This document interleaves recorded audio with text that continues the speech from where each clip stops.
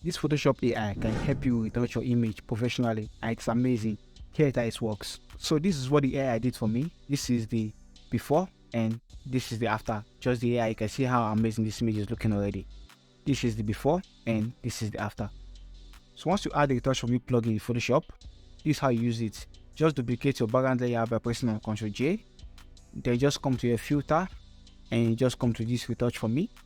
And the first one I'm going to use this here right here. So after it loads, let me just zoom in so you can see the effect. This is the before and this is the after. The before and the after, you can see it has removed the blemishes. But you can choose to increase the intensity if you want, like this. So those parts that are looking white are the parts that the blemishes have removed. But I prefer to just use the sensitivity at 100, so I'm going to increase it at 100. And it's just going to remove the blemishes for me. So look at the before and the after, the before and the after. So after that, just click on this make mask so that it's going to open it in a new layer for you. So once I click on this make mask, I'm going to click on mix mask and click on apply. And it's just going to apply on this layer for me like that.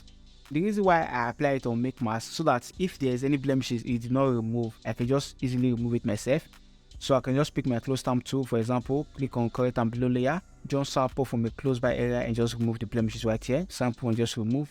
But you can see overall this AI did an amazing job. So this is before and this is the after. So the next one I'm going to talk about is the dodge and burn. You can use the Retouch4me AI to automatically do the micro dodge and burn for you. It's going to save you a lot of time and it's going to look good. And to do that, just create a stamp visible layer by pressing on Ctrl+Shift+Alt+E. And you're going to see a new layer right here. So just click on your filter again.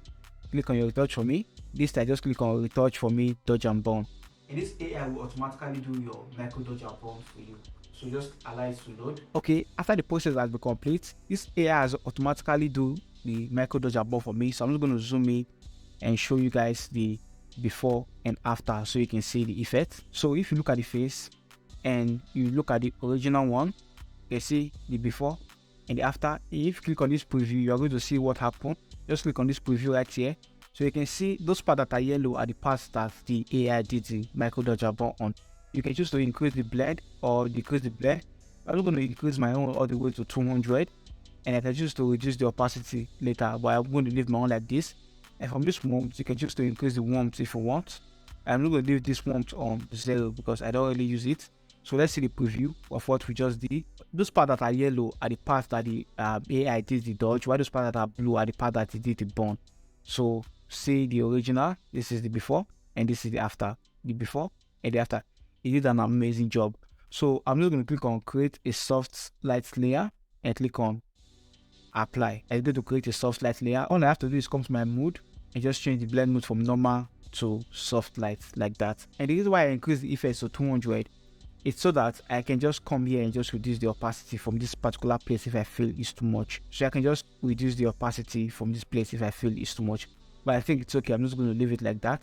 So let's see the before and the after. So next one I'm going to do is the portrait volume.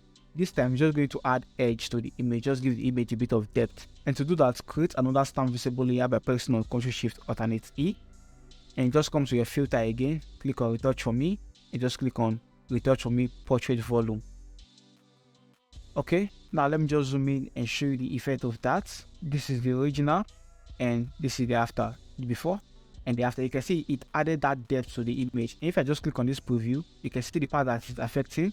So this is the before and this is the after. You can choose to increase the blend if you want. So I'm going to take it to 200. You can see the effects clearly. So once I take it to 200 and I just show you the before, so you can see the effect. This is the before and this is the after.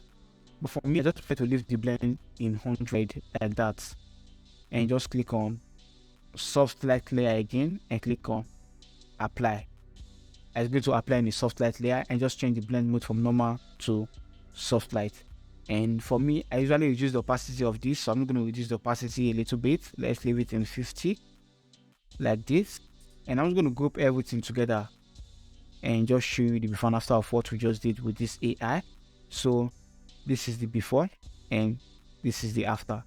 The before and the after. And you can choose to create an action for this instead of just doing it manually. You can choose to create an action for that.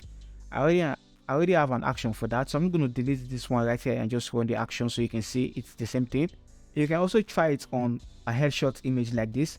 So just come to my action. I'm just going to play that action again, and you're going to see the effects. It's going to remove the blemishes and just work on this image perfectly. So I'm going to click on Retouch for me and just let it do its job. You see, this AI does an amazing job. Just take a look at this image. Look at the before and the after. The before and after. So guys, if you want to see a video on how I create this action, let me know in the comment section. I'll do that video. And also, if you want to learn how to get realistic skin texture, click on this video shown right here. I'll see you guys in my next video. Stay creative.